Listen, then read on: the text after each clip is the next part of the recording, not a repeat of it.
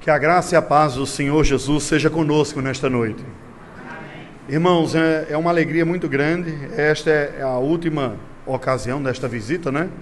Que eu tenho a oportunidade de adorar juntamente com os irmãos aqui de Itaperuna. Eu comentava com os colegas que, apesar de ter vivido já a metade da minha vida na região sudeste, eu que sou natural do estado da Paraíba, eu não tive a oportunidade ainda de, como pastor, estar presente em alguma igreja aqui no estado do Rio de Janeiro. Então é a primeira vez, né?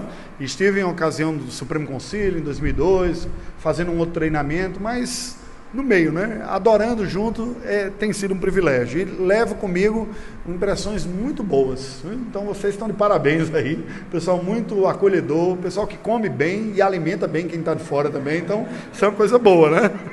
Realmente lá. E conversas instigantes também, gente com umas perguntas interessantes, uns depoimentos. Vocês deixaram uma impressão muito boa para mim. Isso eu fico muito feliz, né? Está presente também, nesta ocasião, do aniversário do presbitério, aniversário da igreja estendido assim, né? Um pouco dilatado, também é um privilégio muito grande. Irmãos, eu fico muito feliz. De fato, é muito bom nós fazermos parte do povo de Deus, adorarmos ao Senhor juntamente com outros irmãos, e isso me traz uma alegria muito grande ao coração. Esta noite, contudo, eu gostaria de convidar você a abrir a sua Bíblia no primeiro livro da Bíblia, o livro de Gênesis. Nós vamos fazer uma leitura bíblica sobre um momento muito importante na vida de um dos personagens da Bíblia com o qual eu mais me identifico, pessoalmente, né? Tem alguns personagens que a gente admira, tem outros personagens que a gente tem raiva, né? Tem uns que a gente acha são tão diferentes, mas tem uns que a gente acha mais parecidos. Eu me identifico muito com Jacó. Eu peço que você abra a sua Bíblia no livro de Gênesis, capítulo de número 45.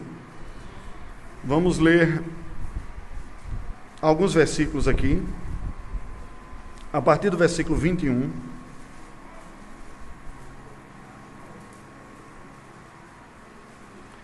Até o verso de número 7 do capítulo 46. Nos diz assim a palavra do Senhor. E os filhos de Israel fizeram assim. José lhes deu carros, conforme o mandado de Faraó. Também lhes deu provisão para o caminho. A cada um de todos eles deu vestes festivais.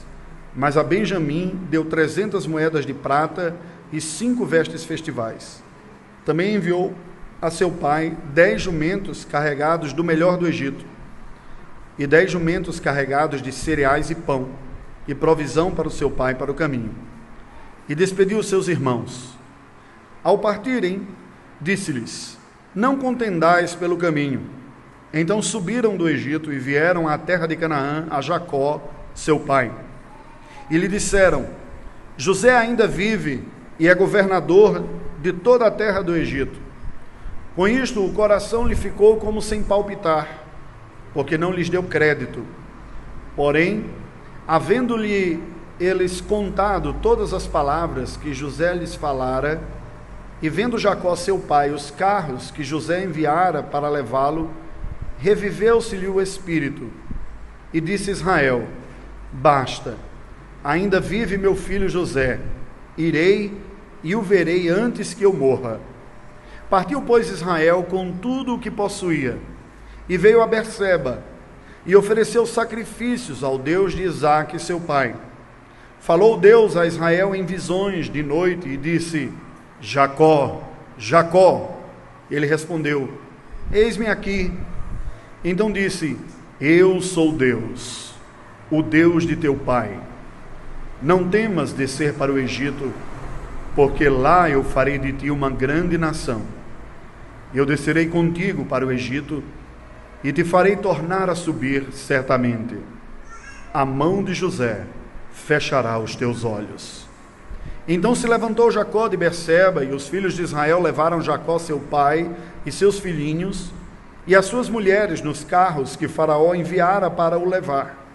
Tomaram o seu gado e os bens que haviam adquirido na terra de Canaã, e vieram para o Egito, Jacó e toda a sua descendência, seus filhos e os filhos de seus filhos, suas filhas e as filhas de seus filhos, e toda a sua descendência levou-os consigo para o Egito.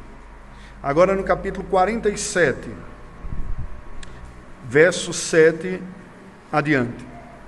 Trouxe José a Jacó, seu pai, e apresentou a Faraó. E Jacó abençoou a Faraó. Perguntou Faraó a Jacó: quantos são os dias dos anos da tua vida? Jacó lhe respondeu: os dias dos anos das minhas peregrinações são 130 anos. Poucos e maus foram os dias dos anos da minha vida, e não chegaram aos dias dos anos da vida de meus pais, nos dias das suas peregrinações.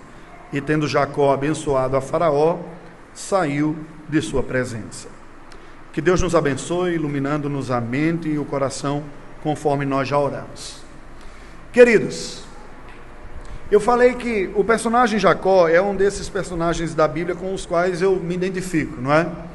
Este homem que foi escolhido por Deus para ser o patriarca eleito, a terceira geração já. O Senhor havia chamado o seu avô lá da região do que hoje é o Iraque, no meio da Mesopotâmia, de Ur, na terra dos caldeus, um arameu, para fazer dele um grande povo, fazer de Abraão o povo que haveria de constituir o povo de Deus e através de quem viria o Messias, o Senhor Jesus Cristo. Ocorre que aquelas primeiras gerações foram gerações que isso estava começando a ser estruturado. Abraão e Sara tiveram um filho da promessa, que foi Isaque, que casou-se com Rebeca e teve 2 filhos, Esaú e Jacó. A família enfrentou esta realidade de dificuldades e de lutas desde o início. Sara não tinha condições de ter filho, Deus por um milagre lhe dá Isaque. Rebeca também não tinha condições de ter filho, era estéril também, e Deus também por milagre a faz gerar gêmeos distintos, né? Esaú e Jacó. Se nós olharmos para a vida dos dois, nós não vemos muita qualidade naqueles dois, não. Esaú, apesar de ser o primogênito, não deu muito valor para isto, que dentro da cultura patriarcal da época era o herdeiro da herança, do nome da família, das responsabilidades de tudo que tinha que fazer. Foi negligente. Jacó, o seu irmão, por sua vez, oportunista como era, viu a negligência do irmão e se aproveitou de alguns momentos para faturar com a negligência dele. Então ele consegue o direito de primogenitura e depois trama com a sua própria mãe para enganar o pai, que já estava idoso, não conseguia enxergar direito, e receber a bênção oficial, que é a transmissão oficial da autoridade, da herança, em termos de chefia da família, para si. A situação ficou tão tensa que ele teve que fugir de lá, porque Esaú disse: eu só estou esperando o papai bater as botas para tirar a vida desse sem vergonha, que pela segunda vez se aproveita de mim e tira vantagem. E eles ouviram isso, tanto Rebeca quanto Jacó, e disse: olha, Esaú está só esperando aqui o momento. Eles ficaram preocupados, dão orientação para Jacó, e Jacó sai fugido da terra de Canaã e vai lá para a terra dos seus antepassados, né? A terra do seu avô Abraão e também a terra da sua mãe Rebeca, lá na Mesopotâmia, na região dos caldeus. Chega lá numa situação complicada, ele não tinha se preparado, teve que correr na vida devido às circunstâncias.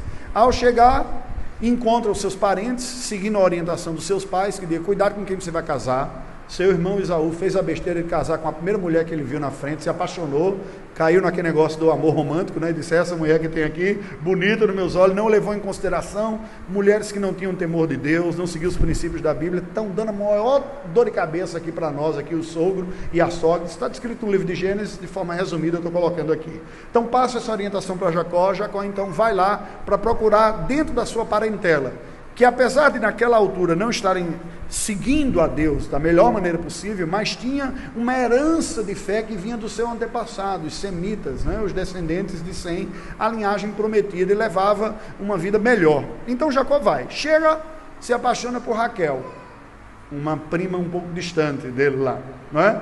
E aí negocia com o seu sogro, porque no Oriente Antigo, assim como até os dias de hoje, no Oriente Médio e algumas outras partes do mundo também, o casamento é selado com o pagamento de um dote.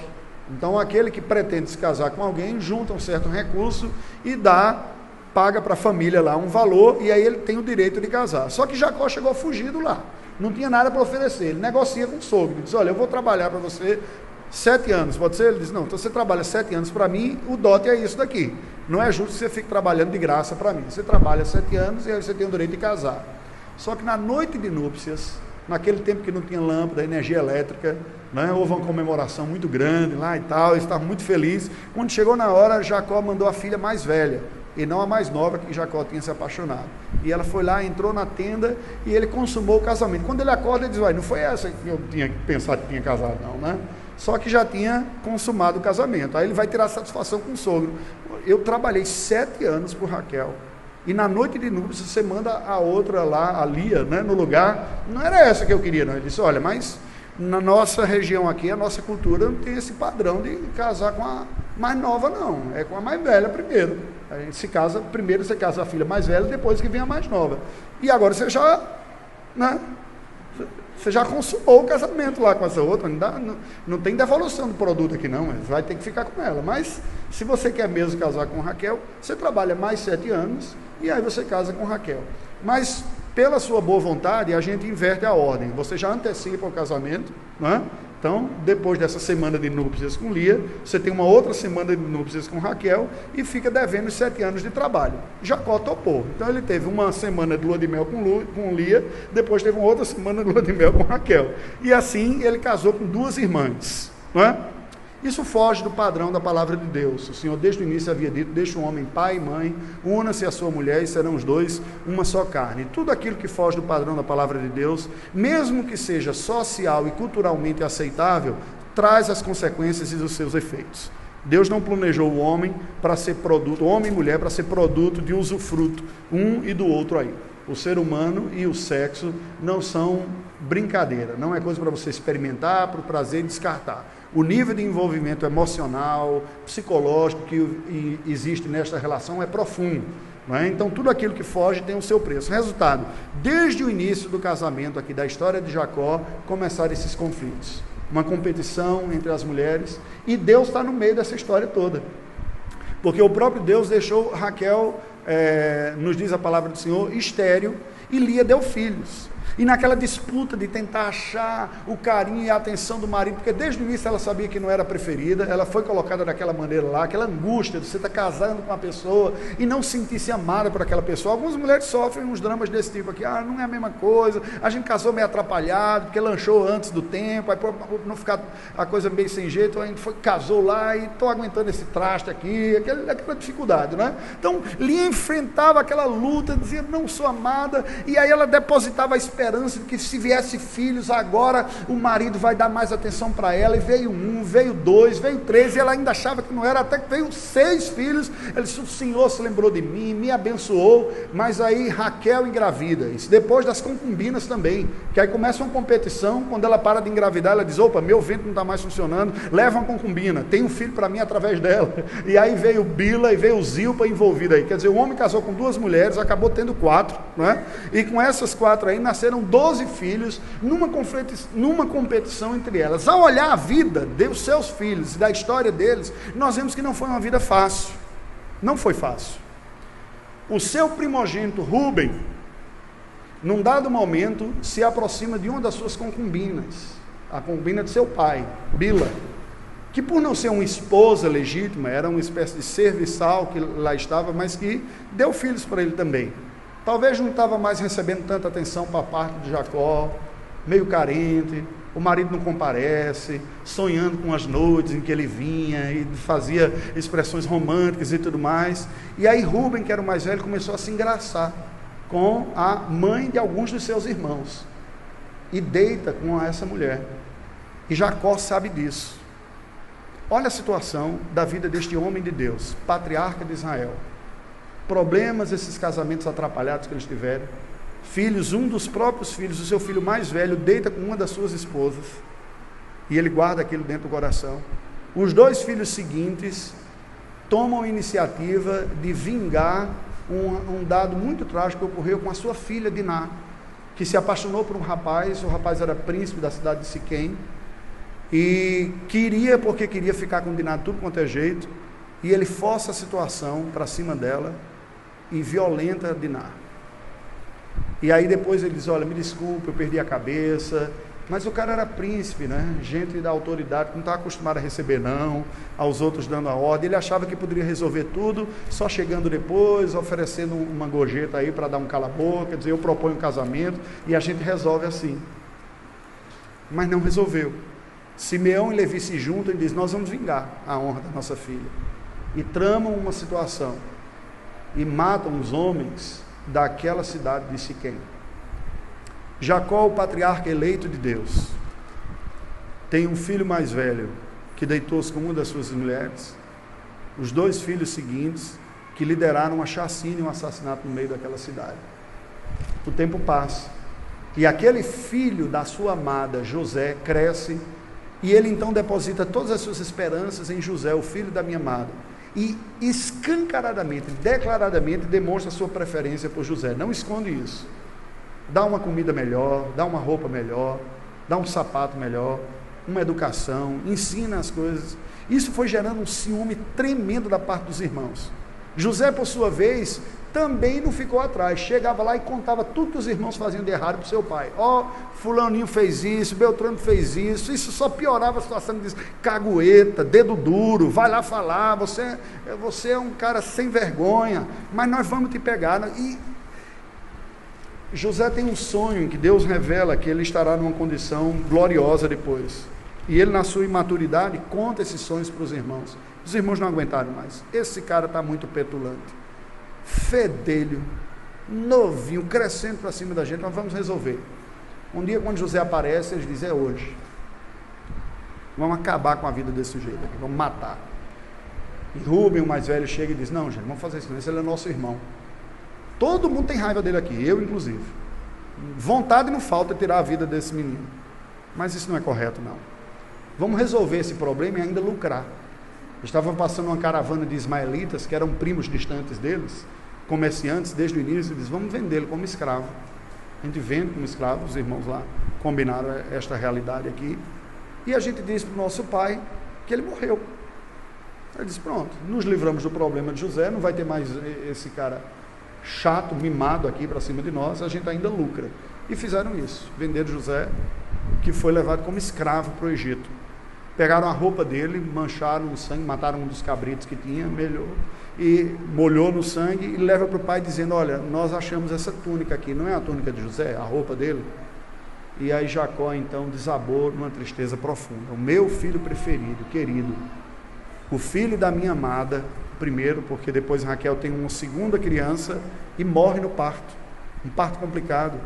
É tanto que ela queria que o nome dele demonstrasse essa tristeza, esse sofrimento. Benoni, Israel é que muda o nome para Benjamim, que é um nome mais positivo que fala. E Jacó passa a viver uma tristeza profunda. 17 anos se passam, desde que ele perdeu o seu filho José, na certeza de que ele estava morto.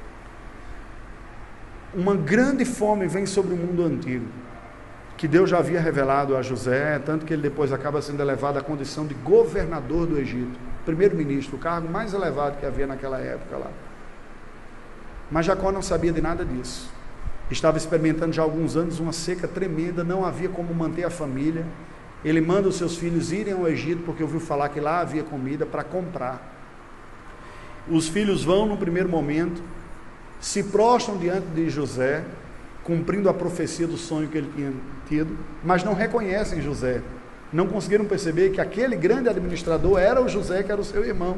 Venderam, ele era adolescente, agora era um homem feito, né, e tal, maduro, e absolutamente caracterizado como egípcio. Roupa, trajes, sotaque, tudo. Sabe aquela pessoa que vai para a cidade grande e volta diferente, que você nem conhece direito? Então, assim estava José, 17 anos depois, que a pessoa tinha até dificuldade, eles não reconheceram.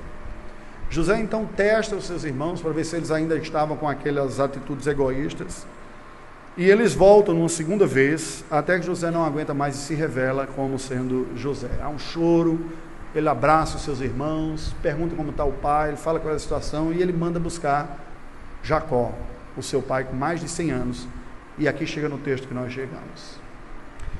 Olhe para a vida de Jacó nesse momento.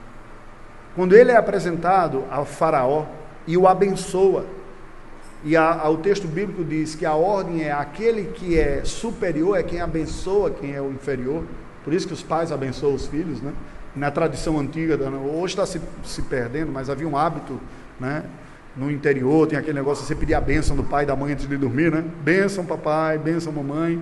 A lógica, além da tradição, é que aqueles que são autoridades sobre a minha vida é que têm o poder dado pelo próprio Deus de me abençoar.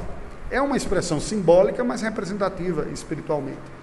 Então, o texto sagrado nos diz, no capítulo 47, os versículos que nós lemos, que José leva Jacó ao faraó, o apresenta e Jacó abençoa faraó. Mas presta atenção à resposta que Jacó dá à pergunta que faraó faz. Faraó lhe pergunta qual é a sua idade, quais são os anos dos dias da tua vida? E Jacó responde assim: os dias dos anos das minhas peregrinações são 130 anos, poucos e maus foram os dias dos anos da minha vida, e não chegaram aos dias dos anos da vida dos meus pais, nos dias das suas peregrinações. Muito curiosa essa resposta, né? Deixa-me falar uma coisa com vocês. No meio dessas nossas peregrinações e leituras, uma das coisas que eu percebi na vida é que as maiores crises de fé que se abatem sobre as pessoas crentes costumam vir em decorrência do sofrimento e das lutas acumuladas ao longo da vida. O choque com o escândalo que às vezes a vida se apresenta para nós. Sofrimento sem sentido, doença repentina que não tem nenhum motivo, parece de uma hora para outra estar para tirar a vida de alguém diante dos nossos olhos. Tragédias que batem à nossa porta sem pedir licença, sem nos avisar, sem nos preparar para aquilo que acontece. Desgraças que ocorrem no âmbito familiar, como Jacó experimentou, eu citei algumas aqui, dentro da sua própria casa. Estas coisas tendem a levar-nos ao limite da provação da nossa própria fé, porque em nosso coração se instala aquela pergunta: se Deus é Deus, e existe, e é soberano, e é bom, por que essa desgraça toda está acontecendo? No planeta, no país, no estado, no governo, na minha vida, na minha família, no meu trabalho. Essas perguntas levaram algumas pessoas ao limite da sua capacidade de perseverar na fé. E alguns vieram até mesmo a abandonar a fé e dizer: não faz sentido a vida, não faz sentido a crença em Deus. Jacó não chegou a esse ponto, mas certamente as lutas que ele enfrentou marcaram profundamente a sua alma, ao ponto dele sentir um pouco como que uma espécie do brilho da vida se perder.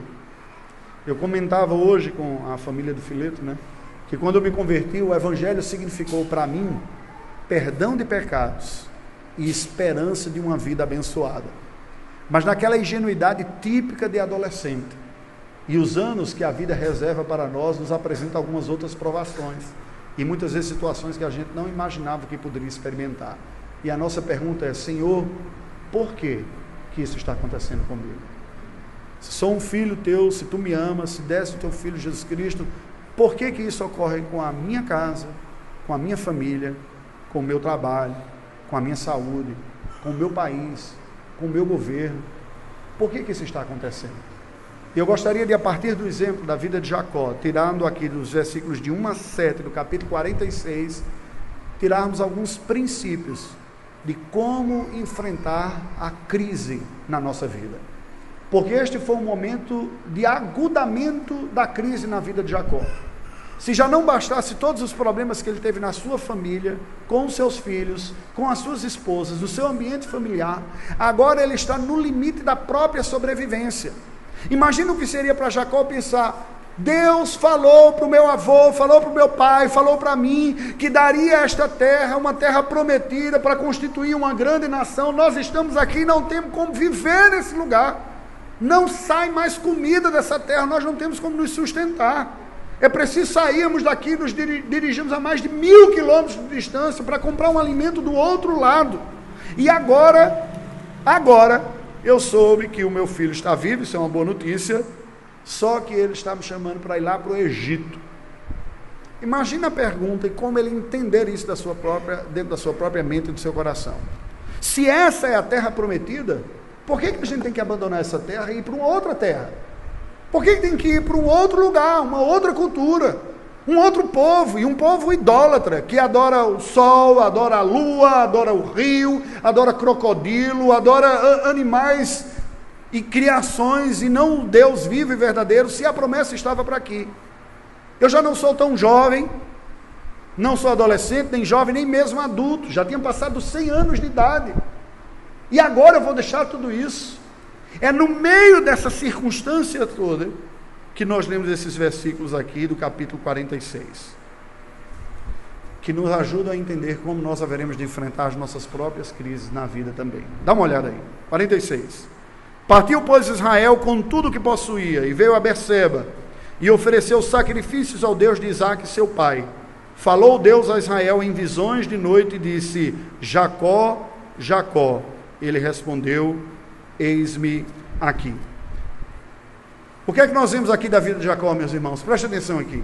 De crises e de lutas, nenhum de nós está livre. Ela pode vir sobre a vida de qualquer um, independente da sua condição espiritual. Jacó era um eleito de Deus, um patriarca escolhido, através de quem Deus cumpriria o seu propósito redentor, constituiria um povo para a glória dele, que viria o Salvador. E aliás, através de Jacó é que Deus começa a executar a sua promessa, porque tanto Abraão quanto Isaque, os seus pais, só tiveram um filho, nem parecia que estava se cumprindo ainda não. Em Jacó é que começa a vir este cumprimento. Mas este cumprimento das promessas de Deus estava acontecendo paralelamente e simultaneamente às lutas que ele enfrentava na sua própria vida. Este homem sai para o Egito, mas este homem nos dá uma lição interessante. No meio de toda essa crise, no meio de toda essa angústia dentro do seu coração, Jacó prioriza a adoração a Deus. E preste atenção, isso foi novidade na vida de Jacó. Quando você lê os capítulos anteriores, vendo na vida de Jacó, nós vemos que Jacó é o típico de filho de crente. O cara que aprendeu a viver eticamente, que o pai e a mãe falaram: Deus não gosta que roube, não passa a perna em ninguém, trabalhe duro, sabe? Aquele filho da aliança, o cara que é educado nos princípios calvinistas da vida, a ética protestante, né? Que gera prosperidade. Max Weber já tinha identificado isso naquela obra clássica dele lá, A Ética Protestante e o Espírito do Capitalismo. E o cara tem uma ética, mas tem aquela defasagem espiritual. Sabe aquele filho de crente que ele se comporta direito, ele é um bom aluno, mas tem uma certa apatia, uma certa frieza espiritual? Essa foi a vida de Jacó, uma boa parte da sua vida, até que ele se encontra com o Senhor, num encontro especial no Vale de Jaboque, e sua vida é transformada. No entanto, a sua vida foi uma vida marcada por lutas e por sofrimentos e por dificuldades, e isso mexia com ele. Mas nesse momento que ele sai para o Egito, ele para, e o texto sagrado nos diz que ele oferece sacrifícios ao Deus de Isaque, o seu pai. Este era o culto nos dias patriarcais. Não havia Bíblia naquele tempo, não havia o templo, não havia todo o ordenamento litúrgico e todo o culto como foi trabalhado no período do Antigo Testamento. O culto era uma preservação simples, passada de geração após geração, de pais para filho, que basicamente consistia em alguém chegar diante da presença de Deus, na consciência de que é pecador, que é indigno da presença do Senhor Deus, e oferecer um animal em sacrifício em seu lugar. Isso é evangelho puro, como está dizendo: eu me torno agora aceitável diante de Deus, porque um inocente paga com a sua própria vida em meu lugar. Isto é o evangelho da antiga aliança. E antes mesmo do detalhamento dos cultos, Jacó faz isso. Antes dessa peregrinação, no início dessa jornada, logo no início, ele para e oferece sacrifício. Eu vou adorar a Deus. Isso é importante nós percebermos. Por quê? Porque muitas vezes nós enfrentamos as crises como se Deus não estivesse diretamente relacionado a esta situação. Nós chamamos para o peito, no braço. A gente entende que Jesus é importante para a nossa conversão, para o perdão dos nossos pecados, mas o problema, quem resolve sou eu mesmo. E a gente tenta chamar na nossa própria força. E muitas vezes nós esquecemos do Senhor, ou quando muito pedimos para Deus assim nos abençoar, resolve o meu problema, aquele pedido de oração só para resolver os problemas, percebe? O que é que Jacó faz aqui? Ele para e adora ao Senhor Deus. Adora ao Senhor Deus, que fala com ele. Desta forma sobrenatural, essa forma especial como Deus muitas vezes fez no passado, em circunstâncias especiais, e Deus para e fala com ele em visão, e o chama: Jacó, Jacó, e ele diz: eis-me aqui. É importante, é essencial e prioritário, se nós quisermos enfrentar as lutas e as crises da nossa vida, que nós priorizemos a adoração ao Senhor. Porque as lutas aqui no andar de baixo, no chão de fábrica, como se diz, na terra, são nossas, mas Deus continua reinando, soberano e sendo digno de louvor e adoração nos céus. Nós podemos não entender muitas circunstâncias que nós passamos, e muitas vezes a nossa cabeça chega quase a fundir porque que passamos por tais e tais situações.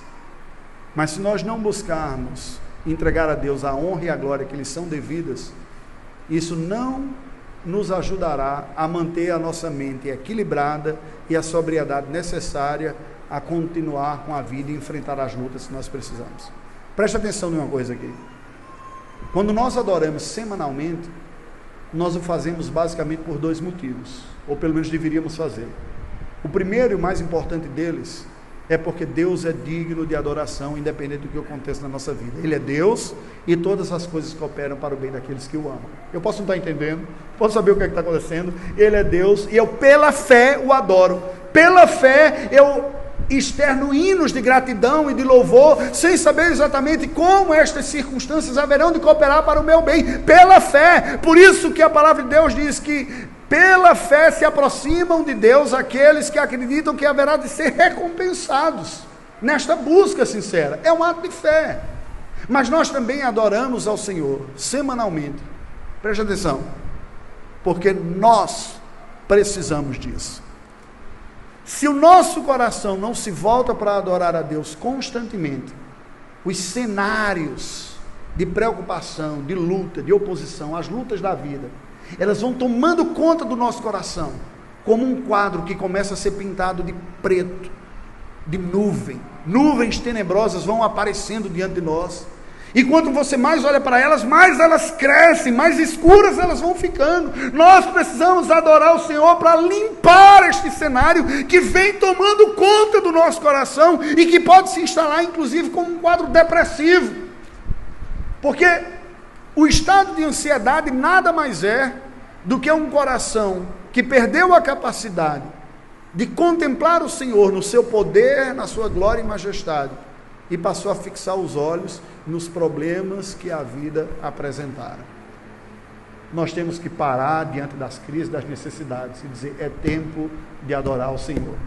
Não entendo porquê, não sei o que está acontecendo, o que Deus quer com isso, sei que vai cooperar para o meu bem, mesmo que eu não entenda, muitas vezes que eu me revolto, que eu questione a Deus, não há muito problema nisso não. Aliás, o questionamento a Deus, diante de Deus, e sendo feito ao Senhor, é um privilégio de quem é filho. Às vezes as pessoas espantam, né? A minha esposa pergunta: como é que você deixa os meninos falar assim com você? Eu digo: eu prefiro que eles falem assim comigo do que não falem. Fala! O privilégio do filho é saber que ele pode falar abertamente com o pai. Deus não rejeita o questionamento sincero. Você, por acaso, nunca teve essa sensação quando leu pela primeira vez o livro de Jó? Se é que você já leu. A gente ouve falar: a paciência de Jó, você quer de Jó, você fica dizendo: deve ser um cara que enfrentou tudo, né, na boa. Aí você lê de um cara reclamando, amaldiçoando o dia que nasceu. Desgraça, né? Como é que pode? Isso não pareceu uma coisa muito piedosa não, mas a gente não pegou a ideia. A ideia aqui não é que o crente passa pelas dificuldades dizendo aleluia, né? Ele tropeça numa pedra e faz um poema com Carlos Drummond de Andrade. Havia uma pedra no meio do caminho, né? Oh, pedra gloriosa, louvado seja o nome do Senhor pela pedra. Não é assim que funciona não. Oh, pedra desgraçada que está aqui no meio do caminho, né? A diferença é que nós sofremos diante de Deus. E diz: Senhor, o que está acontecendo? Me ajude a entender isso aqui, me dê força, me dê graça. Eu não quero ficar tropeçando ou reclamando e murmurando. Eu falo diante de Deus, percebe? Jacó tinha tudo isso dentro de si, mas ele adora ao Senhor, e ele ouve Deus falando com ele. O que Deus fala para ele faz diferença na sua vida. Olha o que Deus disse para ele, versos 3 e 4. Então disse: eu sou Deus, o Deus de teu pai.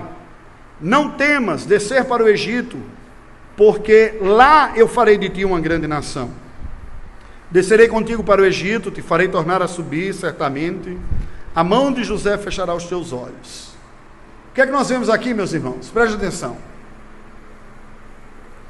Quando Deus fala com Jacó, ele lembra uma verdade essencial da relação pactual de Deus com o seu povo, que é: A presença de Deus na nossa vida não nos livra das dificuldades, mas nos garante a sua companhia. E é isso que nós precisamos para enfrentar as dificuldades. Naturalmente, o desejo nosso é que as dificuldades não viessem. A nossa religiosidade brasileira é uma religiosidade de evitar dificuldades. A maioria das pessoas no nosso país busca usar a religião para resolver problemas.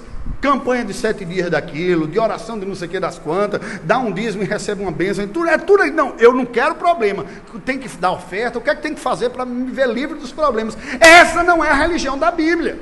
A religião da Bíblia é aquela que Deus olha para mim e diz: olha, não tema enfrentar o Egito, você vai ter que ir para o Egito. Mas Senhor, o Egito, aqui, terra prometida, que o Senhor falou, na terra, vou ter que ir lá no meio daquele povo, pagão, adorador de crocodilo e tudo mais. Vai! Mas sabe qual é a diferença? Eu estarei com você lá no meio do Egito, lá no meio daquelas dificuldades. Dá medo. Às vezes você fica pensando: não, eu vou sair daqui de Itaperuna, vou lá para o Rio está perdido, não é? Sair para outro lugar, aqui está mamãe, está papai, meus primos estão tudo aqui, está tudo direitinho. Mas a providência divina pode estar levando você para um outro desafio que você pode nem achar que dá conta. Deixa eu dizer uma coisa para você: com Deus não há impossíveis. Como alguém já falou, Deus comigo, até o inferno é céu. Estando com o Senhor eu vou enfrentar, e foi isso que Deus falou: eu sou contigo, não tema descer para o Egito. O que é estranho, o que é diferente, muitas vezes nos dá medo. Às vezes a faculdade dá medo. Alguns adolescentes entram na faculdade, se abalam na fé, até perdem a fé. Dá medo, será que vai acontecer? Algum trabalho dá medo. Algumas pessoas têm medo de casar. 37 anos na casa do pai: ai, não sei se eu estou preparado para casar. Mamãe, esquenta minha sopinha, né? O cara tem medo de assumir essa fase da vida, que é uma fase diferente. Mas a vida é feita de fases, de desafios, de encarar as dificuldades, na certeza de que Deus é conosco, que seu propósito na nossa vida vai se cumprir, mesmo no meio das dificuldades. Foi isso que Deus falou para Jacó: não tema descer para o Egito, é lá no Egito que eu farei de você uma grande nação. Às vezes não é um lugar que a gente tinha pensado, não é a circunstância que a gente tem imaginado, existem riscos reais, mas deixa eu dizer uma coisa para você: não há lugar mais seguro para se estar do que dentro do propósito de Deus para a nossa vida. Você pode estar no meio da guerra, se não for a hora de você partir, você vai estar. E você pode estar vivendo num condomínio fechado, com segurança, com câmera de monitoramento, com tudo, e simplesmente ter um ataque do coração e morrer. Não tinha nada. Gente fitness, alimentação boa, faz exercício, está tudo direitinho. E vai. Nós temos que resgatar essa presença do Senhor. Deus não abandona os seus. Embora às vezes, nas circunstâncias que a gente enfrenta na vida, nós chegamos a duvidar disso. Porque a gente olha ao redor e diz: está tão difícil o cenário. Na economia, nos relacionamentos, na família, na fé, o tempo que a gente está vendo na igreja. A gente não consegue ter um pastor na vida da igreja. Estamos vendo assim, parece que Deus nos abandonou. Não. Busquem o Senhor. Busquem a Deus em oração, na leitura da sua palavra, ouvindo a sua palavra, como Jacó fez, ouviu o Senhor falando consigo. Deus está conosco em nome de Jesus e através de Jesus. Você crê em Jesus como Senhor e Salvador da sua vida? Crê? Você tem o que você precisa para viver para a glória de Deus. Não tema as circunstâncias da vida. E Deus diz: olha, ô Jacó, o Egito não é a história final, não é o último capítulo da sua vida, não. O seu lugar é comigo. Você voltará para aqui. Os restos mortais, é verdade, mas voltará. Aqui é simbólico, né? O autor aos Hebreus vai falar de que a Canaã representava a Canaã celestial, o destino eterno, a glória para onde nós iríamos. Os restos mortais de Jacó voltando para Canaã representa que ele está indo para o lugar de destino seu. Todas essas coisas não estavam muito claras naquele tempo, nós sabemos com a revelação do Novo Testamento. Mas o que Deus está falando para Jacó é, ainda que a sua vida, humanamente falando, termine no Egito, a sua identidade não é egípcia, a sua identidade é na terra prometida. Ouviram? Ainda que você passe por circunstâncias que diz, não era aquilo que eu tinha planejado, a sua identidade está em Deus, em Cristo Jesus. E por isso você não precisa temer a situação mais diversa possível. O trabalho, na polícia, na faculdade, seja lá onde for. Mas para isso nós temos que estar muito seguros de quem Deus é e o que é que nós temos. Agora veja mais, para nós enfrentarmos a crise é necessário não apenas priorizar a adoração com Deus, a busca do Senhor como Jacó fez, ouvirmos e restaurarmos em nossa mente e nosso coração a convicção do pacto de Deus, da aliança de Deus conosco através de Jesus Cristo. Em Cristo Jesus eu sou filho de Deus, Deus está comigo. Mas mais, é preciso enfrentar a crise com objetividade, consciência e responsabilidade de todo mundo. Olha como aconteceu aqui. Nos diz o texto que então se levantou Jacó de Berseba. Os filhos de Israel levaram Jacó, seu pai, e seus filhinhos e suas mulheres nos carros que Faraó enviara para o levar. Tomaram seu gado, os bens que haviam adquirido na terra de Canaã, e vieram para o Egito, Jacó e toda a sua descendência. Seus filhos, filhos de seus filhos, suas filhas e as filhas de seus filhos, e toda a sua descendência levou-os consigo para o Egito. O que é que você vê aqui? Tem uma hora que o culto acaba, né? Acaba e segunda-feira o batente está aí. Não dá para você ficar vivendo só de reunião de oração, vai para o monte fazer uma oraçãozinha, um ciclo atrás do outro e tal, escondido. Não, tem hora que acaba esse momento, você tem que encarar a vida de frente nas suas dificuldades. E é assim, por isso que nós temos que aproveitar também muito bem esse momento de encontro com Deus. Adora de todo o coração, louva, ora, ouve a palavra, se enche e diz, agora pode vir, Satanás, que eu vou para frente de você aqui. Pode vir.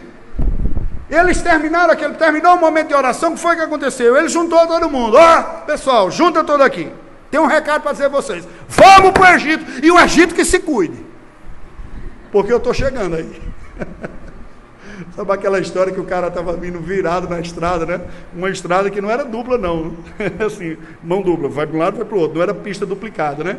O cara vinha no fusquinha lá, e vindo e veio uma carreta imensa do outro lado, e ele contornando e passando, o colega falou, rapaz, você não está vendo a carreta não, sai da frente, olha a carreta aí na frente, diz, a carreta que se lasque, que eu estou rindo aqui, eu vou passar por cima dela com o meu fusquinho.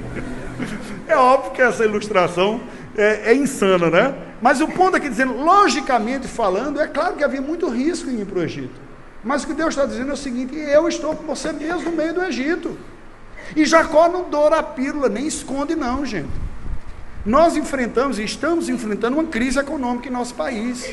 Afetou muitas pessoas, afetou as igrejas, muita gente envolvida. Só que tem gente que não quer passar isso. Como é que eu vou passar essa dificuldade para a minha família? Quer manter o status, continuar comendo as coisas que comia antes, trocando os móveis, mas cai na real. É muito mais difícil apertar o cinto quando a situação fica. É muito melhor você folgar, não é verdade? Quando entra mais recurso é melhor, né? Não é mais fácil? Você comprar um produto novo, você comprar uma roupa nova, trocar o eletrodoméstico e tudo mais. Mas quando a coisa aperta, você diz, não vai dar não esse ano, viu? Não vai dar para comprar aquele negocinho novo, não vai dar para fazer aquilo outro. E tem muito pai que fica angustiado, mas como eu vou dizer, meu filho estava acostumado a comer bife, né? E agora não vai dar, vai ter que ser aquele bife do olhão, né? O ovo, né? Não vai dar para fazer mais. A gente estava acostumado a sair de vez em quando e agora não, é só em casa mesmo. O que foi que Jacó fez? Pegou tudo o que tinha. Pegou o gado, pegou a sua família, pegou o que havia adquirido na terra de Canaã. Cerca de 70 pessoas já eram o número da família aqui, todos os agregados. Juntou as trouxas como tem, amarrou as panelas lá e disse, nós vamos para o Egito. E está todo mundo envolvido nessa história aqui. Eu, meus filhos, os filhos dos filhos. Sabe aquela reunião que você fala claramente? Pai, mãe, presta atenção. Não fica tentando passar uma imagem irreal. Você tem que encarar a realidade, falar com honestidade para os seus filhos, para os seus netos, com quem tiver com você. Olha, nós estamos enfrentando um momento difícil, a gente tem que enfrentar com objetividade. Vai cortar gasto aqui, vai cortar naquilo outro, todo mundo tem que participar desse negócio aqui. A crise não se resolve com palavra de determinação. Eu decreto que isso aqui vai acontecer. Não resolve desse jeito. Ela resolve com objetividade.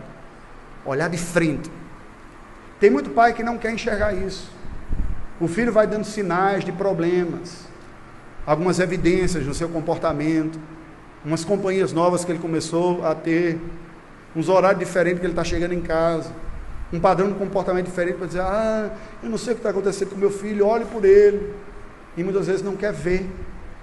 Alguns casamentos começam a dar sinais de que estão enfrentando problema, os noivos se distanciando, o casal se distanciando cada vez mais, sem conversar, sem ter tanto carinho, palavra de crítica muito dura, um para com o outro. Não, é um momento, vamos orar para isso acontecer. Não encara de frente. Preste atenção, esse tipo de coisa não resolve só com oração, não. Jacó orou, mas ele levantou e tomou atitude juntamente com a família. Vamos encarar a realidade. Às vezes nós evangélicos somos ingênuos, somos fantasiosos, acreditamos que tudo vai funcionar tudo direitinho na vida só porque eu sou evangélico. Não é assim que funciona, não.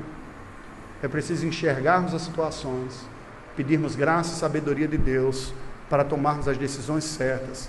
Mas preste atenção uma coisa: todas as coisas cooperam para o bem daqueles que amam a Deus. Poucas pessoas enfrentaram tragédias tão profundas na vida como Jacó enfrentou.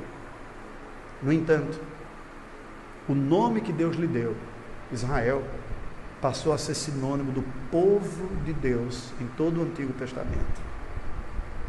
Isso é bem diferente do imaginário que às vezes nós nutrimos na nossa mente e no nosso coração.